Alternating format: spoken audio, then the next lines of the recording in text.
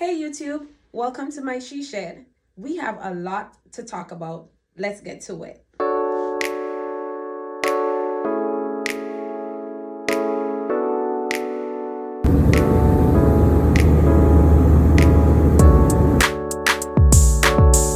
Hey YouTube, it's your girl Shanae, and I am here to talk about Turo. So this is a little venture that I have taken some steps towards, and I wanted to share some things with you guys because I know that Toro is becoming more and more popular, or maybe it is already super popular, but I want to share some of my experiences as a host on Toro. So, without further ado, today we're going to talk about some of the pros and cons, some of the things that I've experienced while using this app. And is it really profitable? Let's find out. Okay. So I do have some notes here because I do not want to miss some things, even though I know I'm going to miss something. But so the first thing everybody wants to know is it profitable? And based on my experience, it can be and it could be. But with anything, any business, we know that depending on the business, there are certain things that makes it profitable. And the first thing is you and how consistent you are and how you really want it. That's my opinion. Then, because it's kind of like a car rental business, it's more like it's being put in a term of a car share, ride share type business. So, in this business, for it to be profitable, it depends on the type of cars you choose to put on the platform. It also depends on your location. Location is a big deal with almost any business. So we know that from the get-go. And it also depends on demand, which is a part of almost any business. So it's very important for you to take the time out to do some research within the area that you're trying to start your business or do your business, so it can be profitable. And like I said, it also depends on how much you want it, what's your reasoning for doing it. Is it, well, we get into that part, but it all depends on you at the end of the day. And then the other factors that we do not have control over, like demand, location, and so on and so forth. So now let's get into the pros.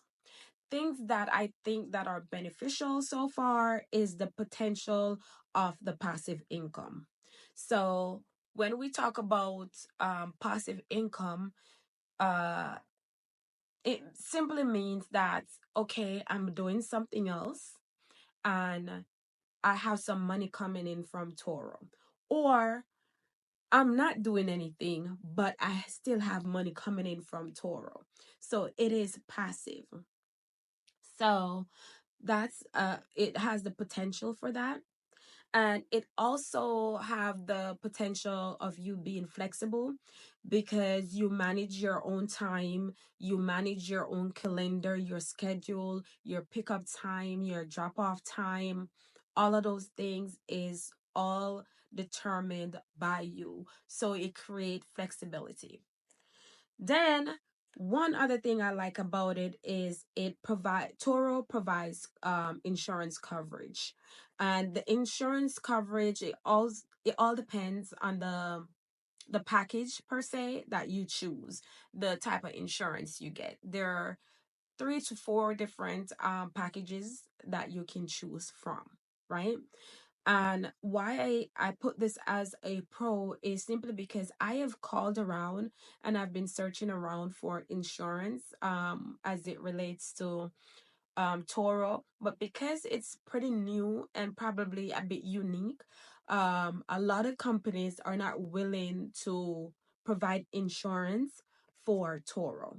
That's my experience. If you guys know otherwise or know any insurance company that will provide insurance for Toro business, go ahead and comment down below and let me know, because I am not aware of those company as of now. So the convenience is the next one for me.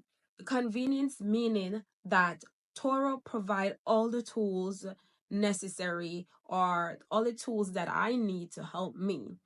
They have the calendar. You get paid through the platform.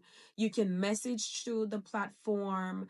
um you can get questions answers through the platform. So it provide all those convenience. It will give you tips and bits on the how to price, the recommendation of pricing, just in case you have no idea of how to start or where to begin. The platform provides a lot of information. It gives you the ability to make your schedule, your pickup time, your drop off time. uh Doing that, there are pros and cons to how you set up your time as well, because if your time is not as flexible, then you may not get a lot of people renting. If your time is more open, you may get a lot more. So it all depends on what you want at the time and what you're looking for, how you go about it. So there are more pros, but those are the highlights for me right now. So let's talk about the cons. So for me, the first thing was that I was like, what if these people that I'm renting to damage my car? But then I thought to myself, I can damage my car, because I can get into an accident, whether it's caused by me or by someone else. But that was my first major concern. And just because it's my personal vehicle and it's my first vehicle that I've ever bought, so that was like a super major concern for me. So the second one is the cleaning and the maintenance of the car. Let me tell you what. Well, cleaning and maintaining the car is great, right? Having it clean and having the maintenance up to standard at all given time is absolutely perfect. The problem that I have with that is that the first Toro do not, I'm rambling a little bit, but Toro do not want anyone um that have car that someone smoking, or if they used to smoke in the car. But tell me why the first ever time I rent my car and I got it back, someone smoked in my car. Then the next bad thing about it is that it is very hard to prove truthfully that someone smoked in your car, because I cannot take a picture of the smell of the smoke, because a lot of people know that they'll be charged if they smoke in the vehicle, so they take their time to get the vehicle clean. I do not smoke. My husband do not smoke. None of my family members that I am close to and that would ever possibly drive my car do not smoke. So the first time someone have ever smoked in my car was when I rented on Turo, and they just blatantly lied that they did not smoke in the car, and there was nothing I could do about it, because there wasn't any literal physical evidence to prove that they did smoke in the car. That was a pet peeve. That was something that really bothered me. But then I have to reel myself in and be like, okay, this is a business. These are things that are gonna happen, and I'll have to learn how to pivot and move forward from it. So what I was able to do, my husband got in contact with Toro, and they recommended something that we could use to get the smell out of the car.